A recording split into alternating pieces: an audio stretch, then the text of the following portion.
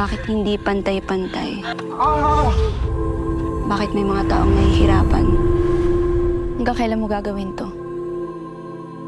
Donna, hanggang kailan mo gagawin to? Di ko alam. Hindi pwedeng hindi mo alam. What the fuck is this? Hinigago mo ba ako? Akin yung mga boundary mo. What if palayasin ko kayo and I find another driver? Would you like that? Naghanap ko ng ibang driver. Hindi na kita maupuan.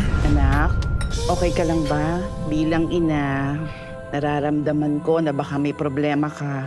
Okay lang po ako. Basta ang mahalaga, palakasin niyo po yung puso niyo. Konti na lang. Makakaraos din po tayo. Jane, una pa lang, alam mong puta ako. So ano, habang buhay na lang tayong ganito? Iintindihin ko na lang yung pagkaputa mo? Donna, parang napaka-unfair naman ata nun. Tingin mo, ginusto ko to? Tingin mo, ginusto kong maging unfair sa'yo. Ikaw ba si Donna? Amin na yung 200,000. Anong 200,000? Wala akong ibibigay! Ibigay mo na lang para matapos na to. Ibibigay ko bukas na gabi! Siguraduhin mo lang. Dahil kung wala, papasabugin ko ang ulo ng nanay mo. Ha? Pagod na. Gusto ko na lang mamatay. Kung sabihin yan, matatapos din to. Nandito na ako, ha? Hindi kakampi ka na. Kaya natin to, ha, Donna?